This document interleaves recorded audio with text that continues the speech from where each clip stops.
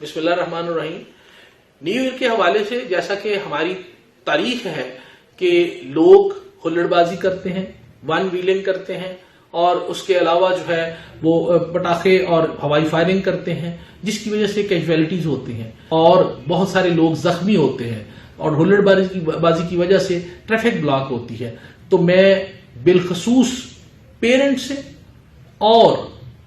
उन बच्चों से दरख्वास्त करूंगा जो वन व्हीलिंग करते हैं और उन मैकेनिक से हजरात से दरख्वास्त करूंगा जो वन व्हीलिंग के लिए मोटर बाइक्स को तैयार करते हैं कि बराए मेहरबानी ऐसा कोई काम ना करें जो कानून के खिलाफ हो, अदरवाइज कानून हरकत में आएगा। जो मैकेनिक वन व्हीलिंग का रिकॉर्ड रखते हैं और वन व्हीलिंग के लिए मोटरसाइकिल तैयार करते हैं उनके खिलाफ कार्रवाई की जाएगी और जो बच्चे वन व्हीलिंग करते हुए पकड़े गए उनके पेरेंट्स के खिलाफ भी कार्रवाई होगी। इसलिए बराए मेहरबानी अपने बच्चों की जिंदगी का ख्याल रखें और कल वाले दुख से बचने के लिए आज अपने बच्चों पे नजर रखें। रात को 12 बजे सड़कों पे बाहर निकल के